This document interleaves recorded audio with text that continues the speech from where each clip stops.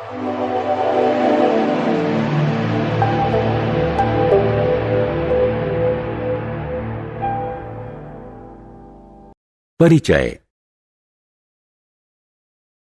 जनन मूलभूत जैविक प्रक्रम है जिसमें सजीव अपने जैसे नए सजीव को जन्म देते हैं। प्रत्येक जीवित सजीव जनन का परिणाम है। जनन की ज्ञात बहुत सी विधियों को लैंगिक जनन और अलैंगिक जनन में वर्गीकृत किया गया है। लैंगिक जनन के लिए विपरीत लिंग के दो लोगों की आवश्यकता होती है। लैंगिक जनन के दौरान मादा अंडे उत्पन्न करती है जो मेल द्वारा निर्गत शुक्राणु द्वारा निषेचित होते हैं। एक भ्रूण का निर्माण होता है जो वयस्क के रूप में विकसित होता है। सामान्यतः विकसित और जटिल सजीव ही इस विधि का प्रयोग करते हैं। अलैंगिक जनन के दौरान कोई बिना अपनी प्रजाति के किसी अन्य सजीव की सहायता के जनन कर सकता है। सामान्यतः अल्प विकसित कम जटिल सजीव इस विधि का प्रयोग करते हैं।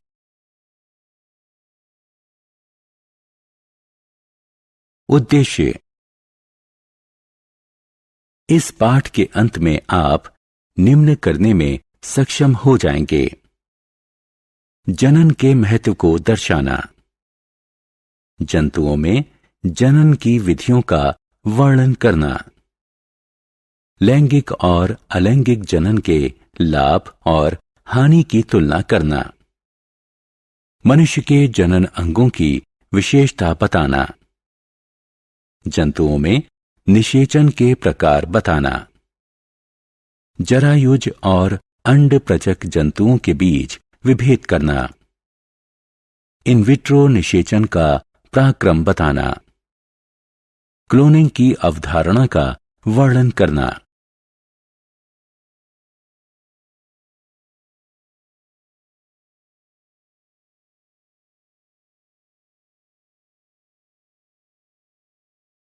मानव जनन तंत्र। नर। नर में जनन अंग या जननांग श्रोणि के भीतर और बाहर होते हैं। नर जननांग में होते हैं वृषण। यौनिक वयस्कता प्राप्त कर चुके किसी भी युवा में दो वृषण होते हैं जिनमें लाखों सूक्ष्म शुक्राणु कोशिकाएं उत्पन्न और एकत्रित होती हैं। वृषण टेस्टोस्टेरोन सहित अन्य हार्मोन भी उत्पन्न करते हैं। टेस्टोस्टेरोन हार्मोन के कारण लड़कों में भारी आवाज, बड़ी मांसपेशियां और शरीर और त्वचा पर बाल उत्पन्न होते हैं। यह शुक्राणु के उत्पादन को भी उत्तेजित करता है। शुक्राणु नलिका। वृषण के बगल में अधिवृषण और शुक्रवाहिका होती है जो नर जननांग के शुक्राणु नालिका का निर्माण करती है। शुक्रवाहिका एक पेशीय नली होती है जो वृषण में ऊपर जाती है और शुक्राणु करने वाले तरल वीर्य का संचरण करती है। अधिवृषण कुंडलित नलियों प्रत्येक वृषण के लिए एक का जोड़ा होता है जो शुक्रवाहिका से जुड़ा होता है। वृषण कोश। वृषण और अधिवृषण श्रोणि के बाहर एक थैलीनुमा संरचना में लटके रहते हैं जिसे वृषण कोश कहते हैं। त्वचा की थैली वृषण के तापमानक को नियंत्रित करने में सहायक होती है जिन्हें शुक्राणु उत्पन्न करने के लिए शरीर के तापमान से कम तापमान चाहिए होता है। उचित तापमान बनाए रखने के लिए वृषण कोश का आकार बदलता रहता है। जब शरीर ठंडा होता है तो शरीर के ताप में बने रहने के लिए वृषण कोश सिकुड़कर कड़ा हो जाता है। जब शरीर गर्म होता है तो वृषण कोश अतिरिक्त ताप को बाहर निकालने के लिए बड़ा और लचीला हो जाता है। सहायक ग्रंथियां। सहायक ग्रंथियों में शुक्राशय और पुरस्थ ग्रंथियां होती हैं। यह तरल प्रदान करता है जिससे शुक्राणु नलिका के स्नेहन का काम करता है और शुक्राणु को पोषित करता है। मूत्र मार्ग। मूत्र मार्ग वह प्रणाली है जिसके माध्यम से वीर्य शिश्न के माध्यम से शरीर के बाहर जाता है। मूत्र मार्ग मूत्र तंत्र का भी भाग होता है, क्योंकि यही वो प्रणाली है जिससे मूत्र मूत्राशय से निकलकर शरीर से बाहर जाता है। शिश्न। शिश्न स्खलन अंग है जिससे वीर्य का स्खलन होता है।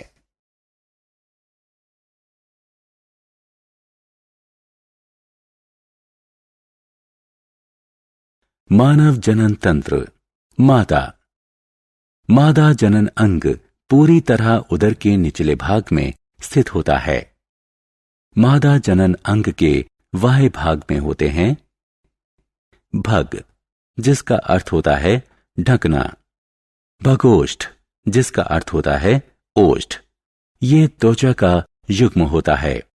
योनि मुख के चारों तरफ होता है। भगनासा एक छोटा संवदी अंग जो भग के सामने, जहां भगोष्ठ जुड़ते हैं, स्थित होता है। एक मादा के अंतः जनन अंग हैं योनि। एक पेशीय खोखली नली जो योनि मुख से गर्भाशय तक जाती है। इसके कई प्रकार होते हैं। लैंगिक मैथुन, शिशु जन्म के समय उसके बाहर आने का मार्ग, गर्भाशय से मासिक स्राव का रक्त बाहर जाने का रास्ता। गर्भाशय ग्रीवा, यह योनि को गर्भाशय या बच्चादानी से जोड़ती है। गर्भाशय की दीवारें मोटी और मजबूत होती हैं। गर्भाशय ग्रीवा का मुख बहुत छोटा होता है। बच्चे के जन्म के समय गर्भाशय ग्रीवा बच्चे के निकलने देने के लिए फैल जाती है। गर्भाशय, इसका आकार उल्टी रखी हुई नाशपाती की तरह होता है, जिस पर एक मोटी रेखा और पेशीय भित्ति होती है, जिसमें मादा शरीर की सबसे मजबूत पेशियां होती हैं। ये पेशियां विकसित होते भ्रूण को रखने के लिए फैलती और सिकुड़ती हैं और प्रसव के समय ये बच्चे को बाहर धकेलने में सहायता करती हैं। अंडवाहिनियां, इनकी संख्या 2 होती है। ये गर्भाशय के दोनों तरफ जुड़ी होती हैं। प्रत्येक नलिका का एक छोटा रास्ता होता है और नलिका के दूसरे सिरे पर एक झालर वाला क्षेत्र होता है जो कीप की तरह दिखता है। अंडाशय, 2 अंडाकार अंग जो गर्भाशय के ऊपरी दाएं भाग और बाएं भाग पर स्थित होता है। ये अंडों का उत्पादन, संग्रहण और अंडवाहिनियों में निस्तारण करते हैं। इस प्रक्रिया को अंडोत्सर्ग कहते हैं। मानव जनन निषेचन। निषेचन नए सजीव के उत्पत्ति के लिए होने वाला नर युग्मक और मादा युग्मक का मिश्रण है। जंतुओं में इस प्रक्रम में एक शुक्राणु एक अंडाणु से मिलकर एक युग्मनज बनाते हैं। निषेचन के प्रकार। कुछ जंतु प्रजातियों में यह प्रक्रम मादा के शरीर के भीतर ही होता है। इसे आंतरिक निषेचन कहते हैं। उदाहरण मनुष्य। कुछ जंतु प्रजातियों में यह प्रक्रम मादा शरीर के बाहर होता है। उसे बाह्य निषेचन कहते हैं। उदाहरण मछली और मेंढक। मानव जनन भ्रूण का विकास। निषेचन के परिणाम स्वरूप युग्मनज का निर्माण होता है। यह माता पिता की आनुवांशिक सूचनाओं का वहन करता है। यह एक कोशिक युग्मनज लगातार विभाजित होता है और एक भ्रूण के रूप में विकसित होता है। भ्रूण की विकसित अवस्था को गर्भ कहते हैं। मनुष्य में गर्भावस्था निषेचन के 8 हफ्ते बाद शुरू होती है, जब प्रमुख संरचनाएं और अंगों का निर्माण हो चुका होता है। जरायुज एवं अंड प्रजक जंतु। निषेचन के समान भ्रूण का विकास भी माता पिता के शरीर के बाहर या अंदर हो सकता है। इसी के अनुसार उन्हें जरायुज और अंड प्रजक के रूप में वर्गीकृत किया जाता है। जरायुज जंतु वो जंतु होते हैं जिनमें भ्रूण एक अंडे से नहीं बल्कि पूरी तरह से मां के भीतर विकसित होता है। जरायुज शिशु स्वतंत्र रूप से जीते हैं और उन्हें जन्म से ही बाहरी आहार की जरूरत होती है। लगभग सभी स्तनपायियों, बहुत से सरीसृपों और कुछ मछलियों में जनन की यह विधि है। अंड प्रजक जंतु अंडे देते हैं। इसका अर्थ हुआ कि मां के भीतर भ्रूण का मामूली या कोई विकास नहीं होता है। यह कई जंतुओं, पक्षियों, उभयचरों, ज्यादातर कीटों, बहुत से सरीसृपों और मछलियों की जनन विधि है। नवजात शिशु का विकास। जन्म के बाद या अंडे से बाहर आने के बाद सभी जंतुओं का विकास एक समान नहीं होता। इसके अनुसार इसे प्रत्यक्ष और अप्रत्यक्ष विकास में वर्गीकृत किया जाता है। प्रत्यक्ष विकास। कुछ मामलों में नवजात शिशु क्रियाशील जनन अंगों के अतिरिक्त वयस्कों से तुलनात्मक रूप से थोड़े अलग होते हैं। इस तरह के विकास को प्रत्यक्ष विकास कहते हैं।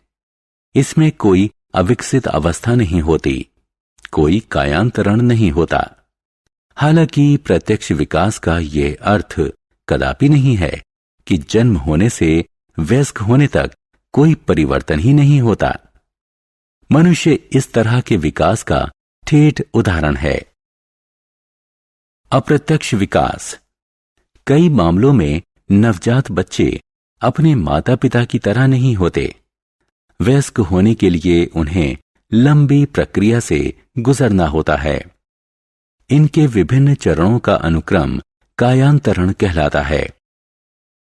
उभयचर और कुछ कीट इस प्रकार के विकास के ठेठ उदाहरण हैं। अलैंगिक जनन प्रकार। मुकुलन। यह सबसे प्राथमिक तरह के जंतुओं जैसे हाइड्रा के जनन की विधि है। इस विधि में नए जीव का जन्म जनक के शरीर से मुकुल के रूप में होता है, विकसित होता है और अंततः जनक से अलग होकर एक नया जीव बन जाता है। द्विखंडन। यह अलैंगिक जनन की एक अन्य विधि है जो एक कोशिक जीवों जैसे अमीबा, पैरामीशियम इत्यादि में पाई जाती है।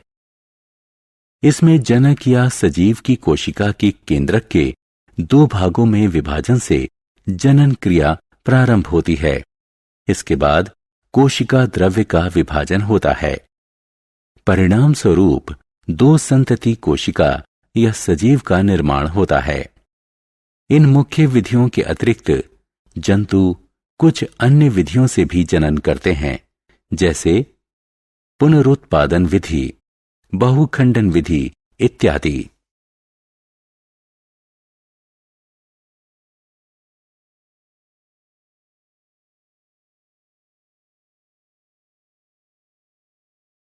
जनन की कृत्रिम विधियां।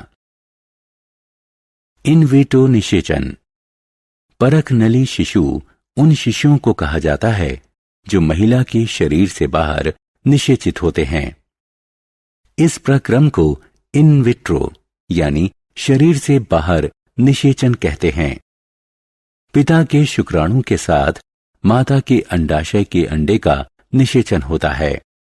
निषेचन के पश्चात प्रारंभिक भ्रूण को 2-4 बार विभाजित होने दिया जाता है। फिर उसके बाद माता के गर्भाशय में रखा जाता है जिससे उनका स्वाभाविक विकास हो सके। यह प्रक्रम विभिन्न कृत्रिम जनन तकनीकों यानी ART में से एक है। इसका प्रयोग तब किया जाता है जब माता पिता या दोनों की प्रजनन संबंधी कमी के कारण माता अन्य प्रकार से गर्भधारण में असमर्थ रही हो।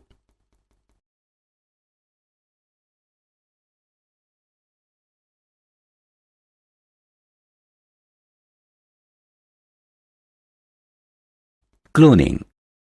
किसी जनक की एक कोशिका से आनुवांशिक रूप से समान संपूर्ण जीव को कृत्रिम रूप से उत्पन्न करने की प्रक्रिया क्लोनिंग कहलाती है। इसका अर्थ है कि क्लोन से तैयार जीव अपने जनक से हर रूप में बिल्कुल समान होता है। क्लोनिंग प्रकृति में अक्सर होती है। कुछ जीवों में अलैंगिक जनन और एक निषेचित अंडे से जुड़वां का विकास क्लोनिंग का उदाहरण है। जीव विज्ञान के विकास के साथ अब क्लोनिंग की प्रक्रिया को कृत्रिम रूप से संभव किया जा सकता है। किसी भ्रूण कोशिका से डीएनए नाभिक निकाल लिया जाता है और अनिषेचित अंडे में आरोपित कर दिया जाता है। उसमें स्थित नाभिक पहले ही निकाल दिया जाता है।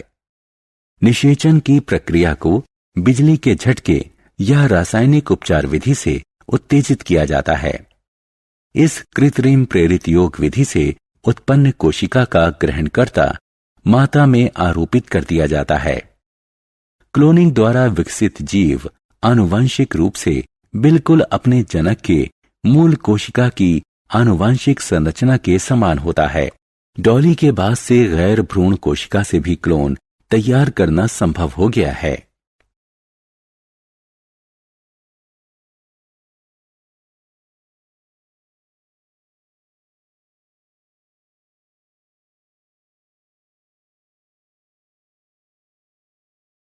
सारांश।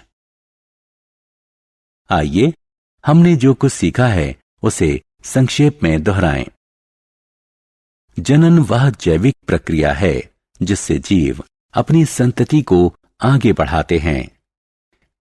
जंतुओं के जनन की दो विधियां हैं, लैंगिक जनन और अलैंगिक जनन। दोनों प्रकार के जनन के अपने अपने हानि लाभ हैं। मनुष्य लैंगिक जनन करता है। नर शुक्राणु उत्पन्न करता है और मादा अंडाणु उत्पन्न करती है। निषेचन लैंगिक जनन में नर और मादा युग्मक का योग है।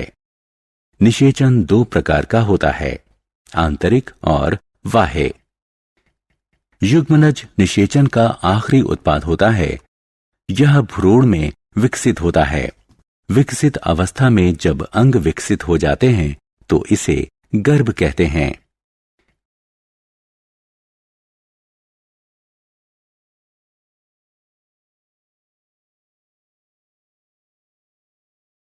भ्रूण का विकास मादा के शरीर के बाहर या भीतर हो सकता है।